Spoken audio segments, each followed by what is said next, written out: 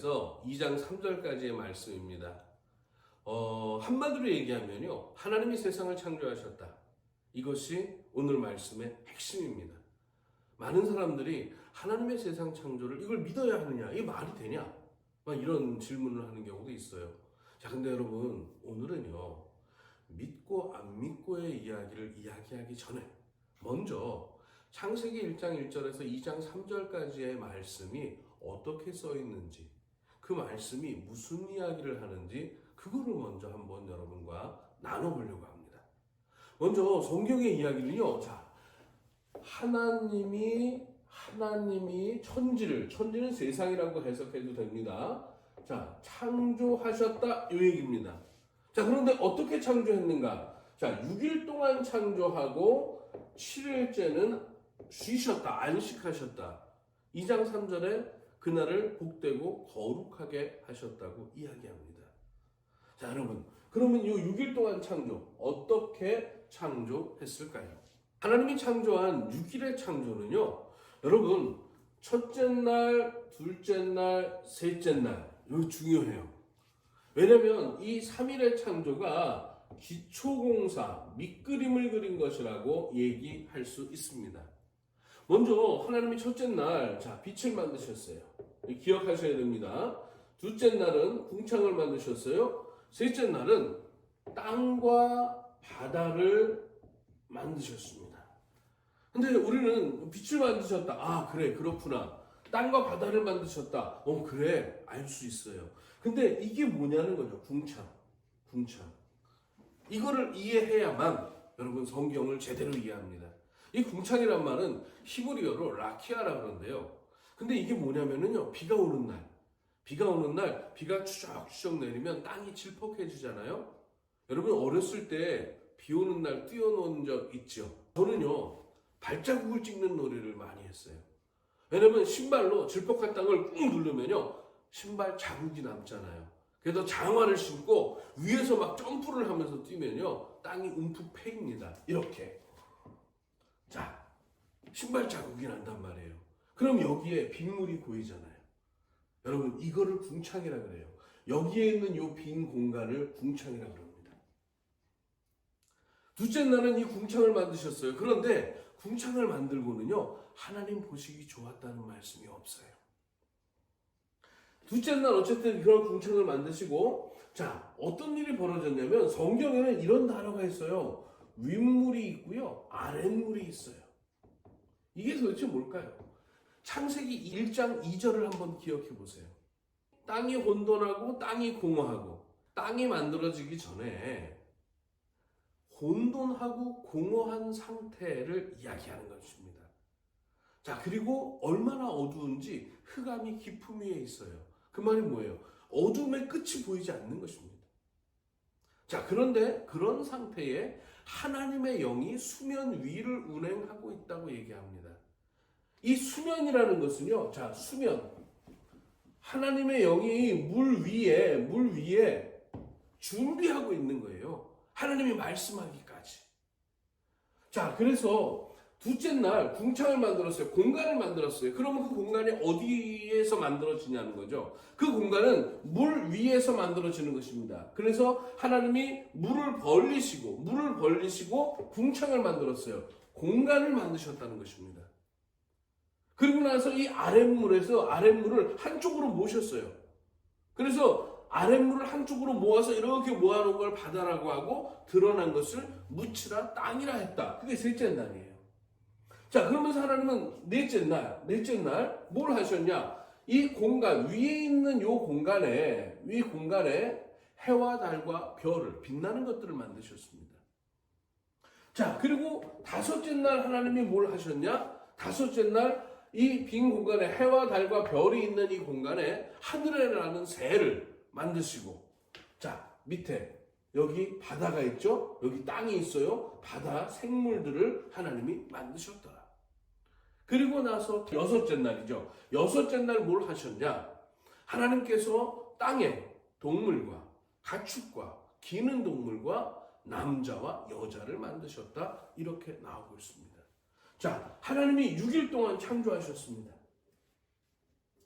이 창조 이야기를 여러분 과학적인 사실로 받아들이시겠습니까? 아니요. 왜 이런 창조 이야기를 하실까? 여러분 그 의미를 우리는 찾아야 됩니다. 그러므로 성경은 해석의 과정이 필요합니다. 어떻게 해석의 과정을 가져야 될까요? 우리가 알 수 있는 것은 여러분 성경은요 고대 사회의 언어로 기록되어 있는 책입니다. 우리는 고대가 아니라 여러분 지금 우리는 현대를 살고 있습니다. 우리가 현대를 살기 이전에 근대 사회가 있었고요. 그리고 중세 사회가 있었습니다. 각 시대마다 사람들의 지식과 사람들이 이해하고 있는 것과 사람들이 인식하고 있는 것은 여러분 다릅니다. 예를 들어서 우주라는 단어를 한번 생각해 보세요. 우리가 알고 있는 우주하고요. 고대 사람들이 알고 있는 우주는 여러분 그 지식의 정도와 인식의 정도와 그리고 그 이해도가 다를 수밖에 없습니다. 그렇기 때문에 고대 사회 언어로 기록되어 있는 이 창세기 창조 이야기 1장에 있는 이 이야기를 지금 우리의 시각에서 이야기하면 여러분 우리는 성경의 본 뜻을 제대로 알 수 없습니다. 예를 들어서 이런 거죠. 우주라는 것에 대해서요. 우리가 알고 이해하는 것하고 고대 사람들이 알고 이해하는 것은 달랐습니다. 자, 그렇다면 여러분 한번 생각해 보세요. 성경은 이렇게 기록하고 있습니다. 첫 번째, 하나님이 세상을 창조하셨다. 두 번째, 하나님은 말씀으로 세상을 창조하셨다. 세 번째, 하나님이 보시기에 좋았다.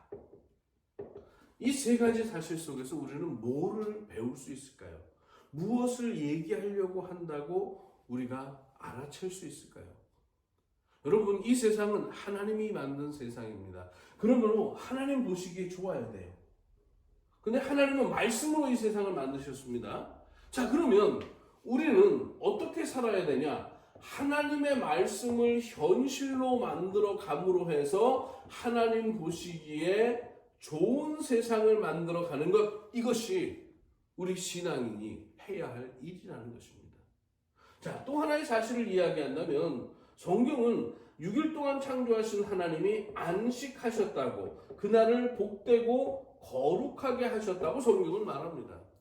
여러분, 성서학자들에 따르면 이 성경책은요, 창세기는요, 남북 이스라엘이 망하고 나서 남유다가 바벨론 포로로 끌려갔을 때 하나님의 백성인 우리들이 왜 망했는가? 이 이유를 알기 위해서 자신들의 신앙의 역사를 되돌아보는 가운데 쓰여진 성경책이 여러분 창세기라고 합니다. 그런데 우리가 알고 있듯이 이스라엘 백성들은 포로로 끌려가서 멸망하고 포로로 끌려가서 노예가 되어서 살았습니다. 노예에겐 자유가 없습니다, 여러분.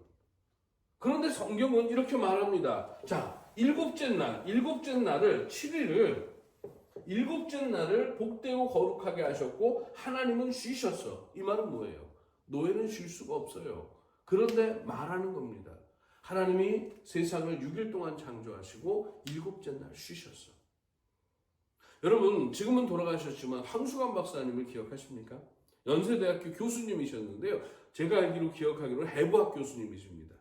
자, 황수관 박사님에게 제가 강의를 한 학기 들었는데 이분이 이런 말씀을 해주셨어요.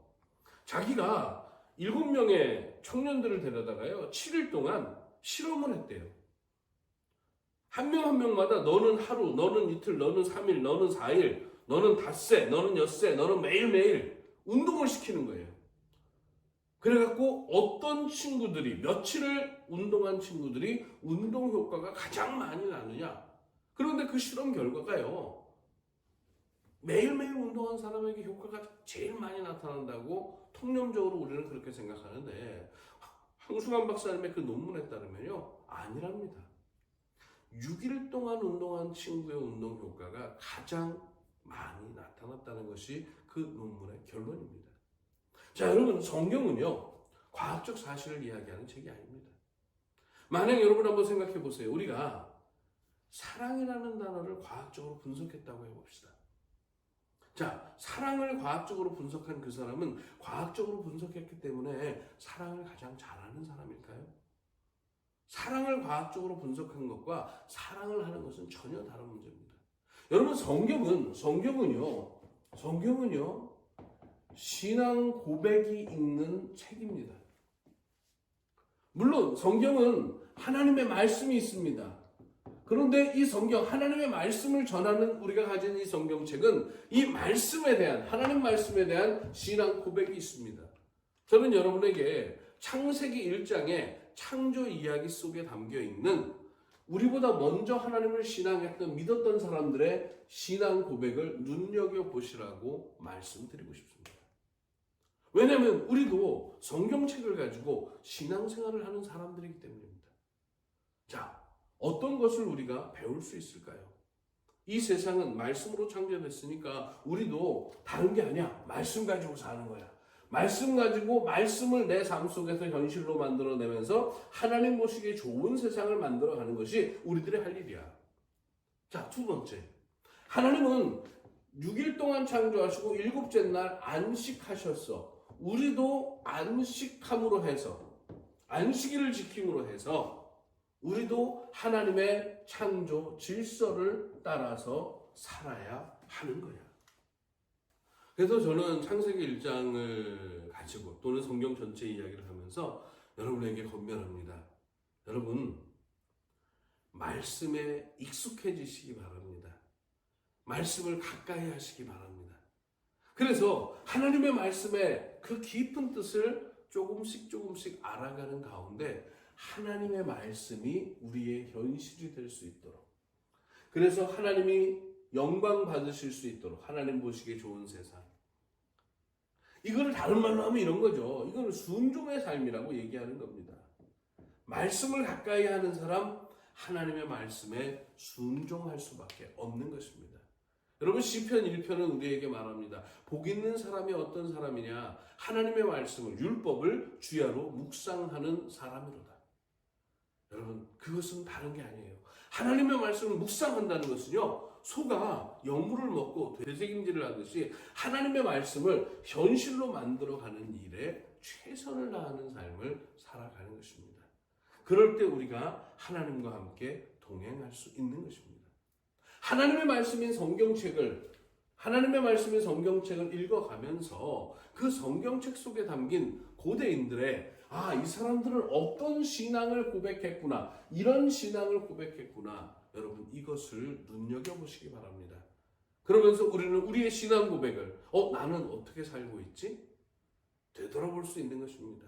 성경책에 있는 하나님의 말씀을 읽으면서 고대 사람들은, 성경 속에 기록된 사람들은 이렇게 신앙 고백을 했구나.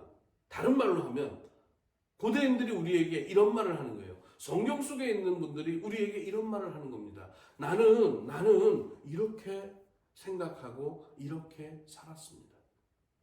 우리는 이 신앙 고백을 성경을 통해서 간접적으로 접하면서 그래요.